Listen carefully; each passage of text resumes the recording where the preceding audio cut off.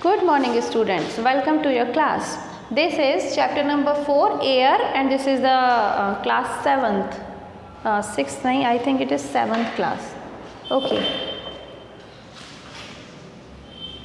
ठीक है, तो हमने इस चैप्टर में कुछ चीज़ें पढ़ी थी। सबसे पहले हमने पढ़ा था कि air is a very important constituent जो कि हमारी लाइफ के लिए ज़रूरी है। और हमने ये भी पढ़ा था कि air is a mixture of various gases in which nitrogen is present in maximum amount.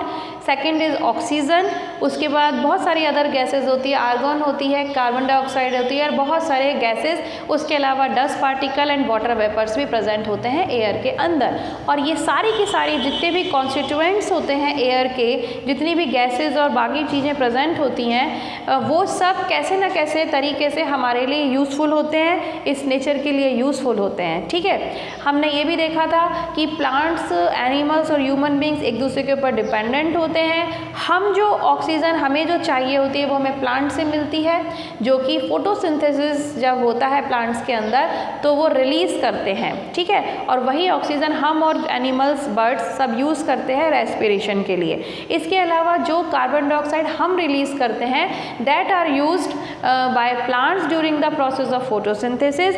इसके अलावा एयर में जो कार्बन डाइऑक्साइड होती है उसके अलावा जो हम इंडस्ट्रीज़ के थ्रू और वेरियस ह्यूमन एक्टिविटीज़ के थ्रू जो कार्बन डाइऑक्साइड प्रोड्यूस कर रहे हैं, अगर वो बहुत ज़्यादा हो जाती है तो क्योंकि हमने देखा है ना कि हर गैस का एक पर्टिकुलर अमाउंट होना चाहिए एयर के अंदर, तभी वो एयर बैलेंस्ड रहती है।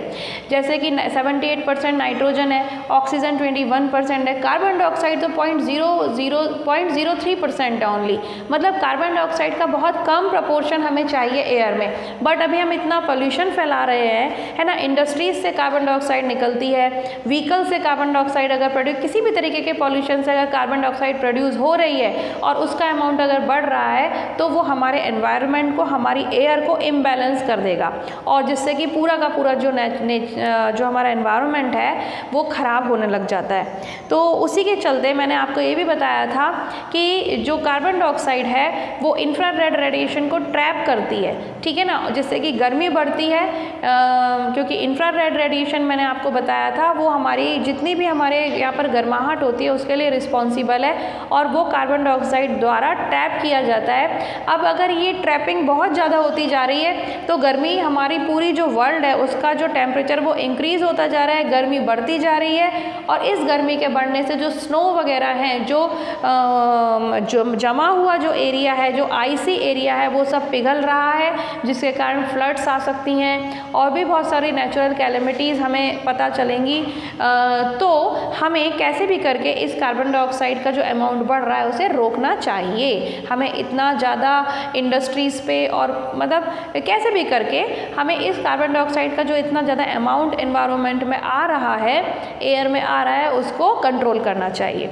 ठीक है, आज एक नया जो हेडिंग है वो है वेदर एंड क्लाइमेट। तो हम वेदर और क्लाइमेट के बारे में पढ़ेंगे। Weather and climate. अब वेदर क्या होता है और क्लाइमेट क्या होता है, हमें तो लगभग एक जैसा ही लगता है। तो ठीक है, आम बोलचाल की भाषा में अगर हम नेचुरली सिंपली ऐसे ही बात करते हैं तो हम उसको क्लाइमेट, वेदर कुछ भी बोल देते हैं, but there is a difference in between the two terms. तो weather refers to a condition of atmosphere at a given place over a short period of time. ये इंपॉर्टेंट है कि हम वेदर किसे कहते हैं। आपने कभी वेदर रिपोर्ट देखी है टीवी में? वेदर रिपोर्ट में कभी ये नहीं बताते कि यहाँ पे 10 साल से ऐसा ही चल रहा है या 10 साल तक ऐसा ही चलेगा। वेदर का मतलब होता है जितना भी हमारे को मौसम के बारे में बताया जाएगा पर वो शॉर्ट टर्म के बारे में होगा, शॉर्ट टाइम पीरियड के बारे में होगा, एक दिन के बारे में हो सकता है, ज़्यादा से ज़्यादा 2 दिन के बारे में हो सकता है। वेदर रिपोर्ट में आप क्या देखते हो कि अगले 3 दिन तक यहाँ धूप रहेगी, अगले 2 दिन बाद बारिश हो सकती है, मतलब 1-2 दिन की बात हम कर सकते हैं वेदर में। और क्लाइमेट क्या होता है? किसी भी जगह का बहुत लंबा टाइम पीरियड का जो वेदर होता है उसे हम क्लाइमेट कहते हैं। ठीक है, जैसे कि हमारा जो राजस्थान है उसकी क्लाइमेटिक कंडीशन हॉट है, डेजर्ट है मेन बेसिकली, है ना, ये कोई कोल्ड एरिया नहीं है, आइसी एरिया नहीं है। तो दिस इज़ द क्लाइमेट। क्यों? क्योंकि यहाँ पे हमेशा जो हम लॉन्ग टर्म की बात करते हैं, लॉन्ग टाइम पीरियड की बात करते हैं, तो मैक्सिमम यहाँ पे गर्मी होती है और यहाँ पे कोई स्नोफॉल नहीं होता है, तो ये जो एरिया कहलाता है डेजर्ट एरिया कहलाता है। ठीक है, इसी तरीके से अगर हम लद्दाख की बात करते हैं तो वहाँ का जो क्लाइमेट है, क्लाइमेट का मतलब हमेशा जहाँ मतलब हम लॉन्ग टर्म की बात करें, लद्दाख में भी किसी दिन धूप निकलती होगी बट वो उसका क्लाइमेट नहीं है, वो सिर्फ उसका वेदर है। ठीक है, इसी तरीके से हमारे यहाँ भी बारिश होती है, अभी हुई थी बहुत तेज़ बारिश, पर ऐसा तो नहीं कि यहाँ पर क्लाइमेट यहाँ का वो है जैसे कि बहुत बारिश होती है यहाँ पे, ऐसा क्लाइमेट नहीं है। हमारा क्लाइमेट जनरली हॉट क्लाइमेट ही है, नॉर्मल। ठीक है, इसी तरीके से लद्दाख में भी धूप निकलती है बट वहाँ का जो क्लाइमेट अगर कोई पूछेगा तो आप क्या बताओगे कि भाई लद्दाख तो एक आइसी एरिया है, वहाँ पर तो ज़्यादातर टाइम पर बड़ी स्नोफॉल वॉल होता है और आइस जमी होती है, बहुत ठंड होती है, कोल्ड एरिया है, एटलीस्ट हम कोल्ड एरिया तो बोल ही सकते हैं। तो वो हो गया क्लाइमेट। अब आपको समझ में आ रहा है व्हाट इज़ द डिफरेंस। जब हम वेदर की बात करते हैं तो हम डे टू डे जो एनवायरनमेंट है उसकी बात करते हैं, एक दो दिन की, एक ज़्यादा करके 5 दिन की, एक वीक की, कि भाई इस सप्ताह 5 दिन तक वो धूप निकलेगी और इस दिन पर बारिश हो जाएगी, यही आता है वेदर रिपोर्ट में। ठीक है, तो वेदर का हम कह सकते हैं कि वो शॉर्ट टाइम पीरियड के लिए जो कंडीशन होती है एनवायरनमेंट की उसे हम वेदर कहते हैं, और जो लंबी टाइम के लिए होती है उसे वहाँ का क्लाइमेट कहा जाता है। ठीक है, next, the average weather condition of a place for a longer period of time, it is called the climate of the place. Weather reports are shown on television news channel. ये मैंने आपको बता दिया। अब देखो इन्होंने कुछ पर्टिकुलर डिफरेंसेस दिए हैं वेदर और क्लाइमेट में, वो ध्यान से सुनो। जो ये तो अपन ने बता ही दिया कि एटमॉस्फेयर की जो कंडीशन होती है डे टू डे बेसिस पे या आवरली बेसिस पे, कुछ घंटों बाद यहाँ पे ऐसा हो जाएगा, कुछ घंटों मतलब सुबह के 6 घंटे यहाँ पर बारिश होगी, उसके बाद दिन में धूप निकल आएगी, रात को सर्दी पड़ जाएगी, तो ये तो हो गया वेदर। ठीक है, और क्लाइमेट क्या हो गया, जो हमेशा ही जैसा रहता है लॉन्ग टर्म में, तो यही कह रहे हैं। इसके बाद जो कह रहे हैं कि वेदर को के अंदर हम कौन कौन सी चीज़ें देखते हैं, temperature, humidity, pressure, precipitation and rainfall. ठीक है, लेकिन हम क्लाइमेट के अंदर क्या देखते हैं, यही सब देखते हैं क्लाइमेट के अंदर भी, कि वहाँ का किसी जगह का टेम्परेचर कैसा है, वहाँ पर रेनफॉल कितनी हुई है, वहाँ पे प्रेशर कैसा है, ह्यूमिडिटी है कि नहीं है। लेकिन बहुत लंबे टाइम की जब हम बात करते हैं तो वो क्लाइमेट, और शॉर्ट टाइम की बात करते हैं तो वो weather. Small variation in any of the element.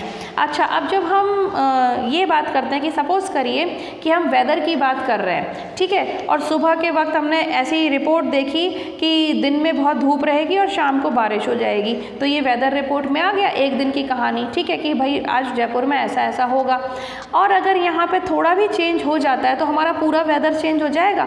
अगर मान लो टेम्परेचर टीवी में बताया कि टेम्परेचर रहेगा दिन में 35 डिग्री और शाम को थोड़ी बारिश हो सकती है, लेकिन अगर मान लीजिए किसी कारण से टेम्परेचर हो गया 45 डिग्री, तो अपनी तो हालत ख़राब हो जाएगी भाई, 35 से 45 कितनी गर्मी पड़ जाएगी।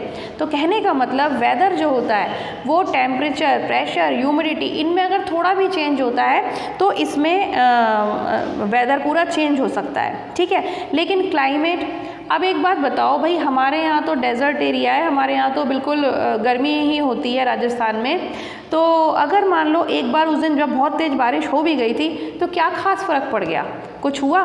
ऐसा तो नहीं कि हमारा राजस्थान रेनफॉल वाले एरियाज़ में गिना जाने लगा, अभी भी वो गर्मी वाले डेजर्ट एरिया में ही गिना जाता है। आप सबको पता है राजस्थान डेजर्ट है, ठीक है, राजस्थान में गर्मी पड़ती है, सारी दुनिया जानती है ये बात।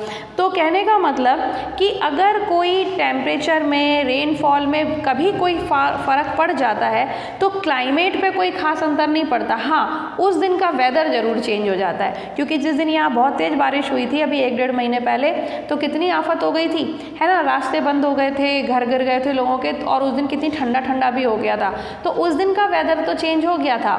ठीक है, लेकिन पूरा जो क्लाइमेट है राजस्थान का वो कोई खास चेंज नहीं हुआ उससे। Weather can be cold, hot, sunny और rainy during a particular season. There are several climatic zones in the world.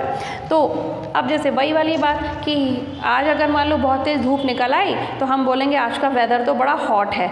मान लो किसी कारण से बहुत ठंडी ठंडी हवाएं चल रही हैं, दिल्ली में बारिश हो जाती है तो हमारे यहाँ पे भी ठंडी हवाएं चलने लगती हैं, तो हम क्या कहेंगे, आज का वेदर तो बड़ा ठंडा ठंडा है, आज गर्मी कम है। लेकिन क्लाइमेटिक कंडीशन जो होगी वो सिर्फ कुछ ही होती है, कि पूरे वर्ल्ड में कुछ क्लाइमेटिक कंडीशंस मानी गई हैं, जैसे कोल्ड एरियाज़ माने गए हैं, फ्रोज़न एरियाज़ माने गए हैं, डेजर्ट्स माने गए हैं, रेनफॉल वाले एरियाज़ माने गए हैं। तो वो उनको ऐसे क्लाइमेटिक कंडीशंस हम बोलेंगे कि राजस्थान में भले ही एक दिन कितनी बारिश हो गई हो पर वो डेजर्ट एरिया में ही माना जाएगा। लद्दाख में एक दिन अगर धूप निकल भी आई तो भी उसको हम कोल्ड एरियाज़ में ही गिनेंगे। तो इस तरीके से पूरे वर्ल्ड को कुछ कुछ क्लाइमेटिक जोन्स में बांटा गया है, जबकि वेदर तो रोज़ भी चेंज होता रहता है। सी तो ये बात आपको समझ आई कि वेदर शॉर्ट टाइम पीरियड के लिए, क्लाइमेट लॉन्ग टाइम पीरियड के लिए। ठीक है, अब हम बात करते हैं temperature of the atmosphere. Second जो हेडिंग आती है it is temperature of atmosphere.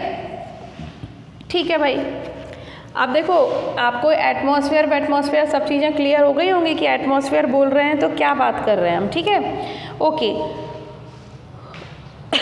अब टेम्परेचर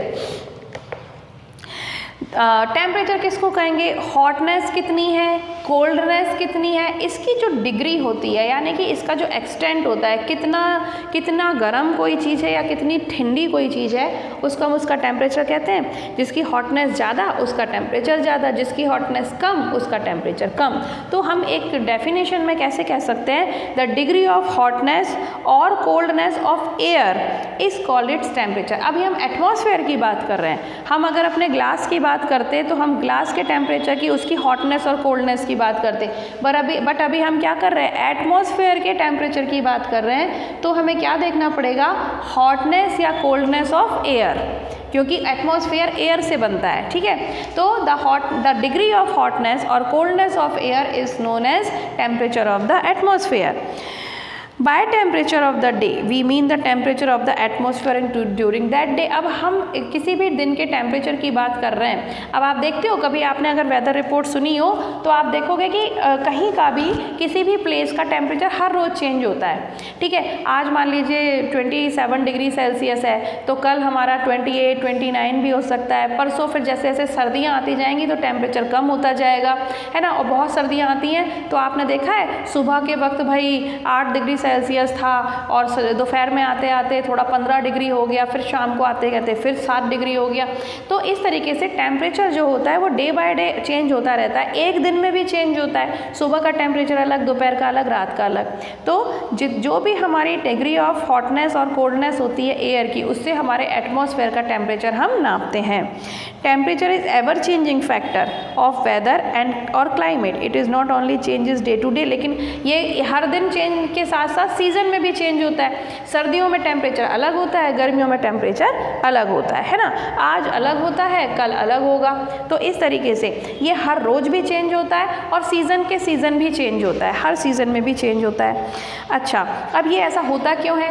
वो इसलिए होता है कि किसी भी प्लेस पे सनरेज कैसी पड़ रही हैं। ठीक, तो हमने अभी पिछले ही चैप्टर में पढ़ा था ना,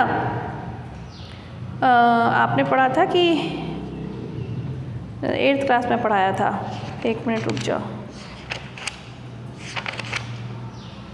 हाँ, तो अब ये क्या क्यों होता है? क्योंकि ये रही हमारी अर्थ और किसी भी प्लेस पे सनरेज कैसी पड़ रही हैं, ठीक है ना।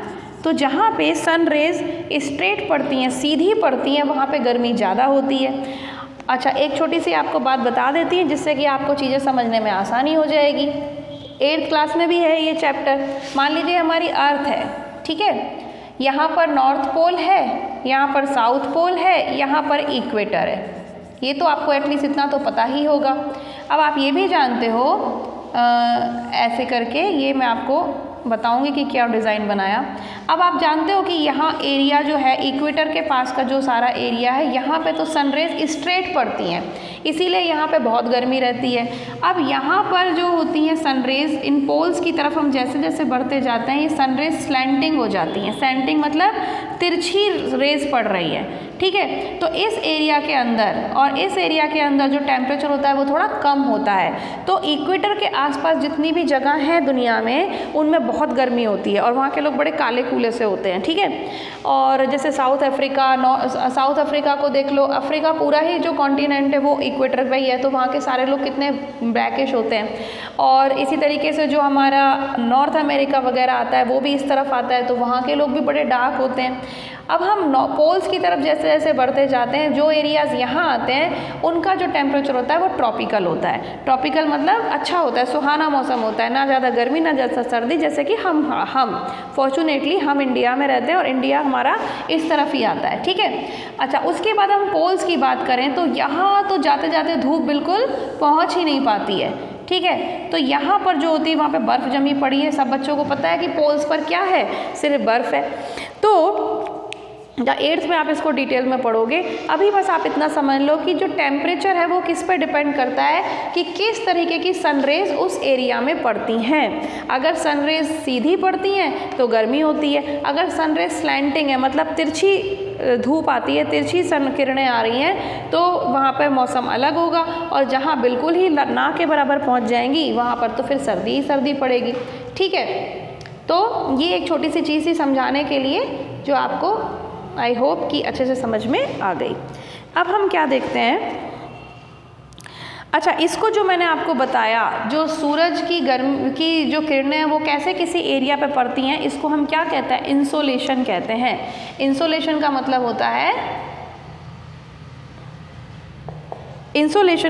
होता है the incoming solar radiation intercepted bye earth in a given period of time, कि किसी पर्टिकुलर टाइम में अर्थ पे जो सोलर रेडिएशन आ रहा है, सन रेज को हम क्या कहते हैं, सन को सोलर भी कहा जाता है ना।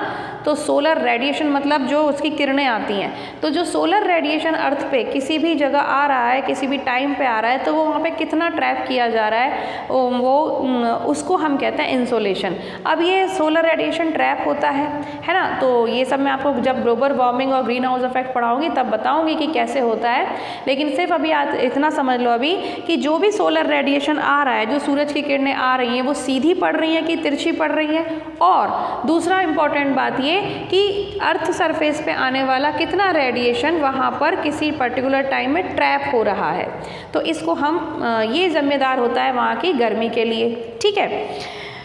The intensity of insolation keeps decreasing from equator to poles. अभी मैंने जैसे आपको बताया कि इक्वेटर पे सबसे ज़्यादा ट्रैप किया जाता है, सबसे ज़्यादा ये जो इंसोलेशन है वो सबसे ज़्यादा कहाँ होता है, इक्वेटर के पास, क्योंकि वहाँ पे सीधी रेखाएं आ रही हैं। लेकिन जैसे जैसे हम पोल्स की तरफ बढ़ रहे थे, चाहे नॉर्दर्न पोल की तरफ या नॉर्थ पोल की तरफ या साउथ पोल की तरफ, ये तिरछी रेखाएँ हो जाती हैं, इनका इंसोलेशन कम हो जाता है और इसीलिए टेम्परेचर भी कम हो जाता है, ठीक है।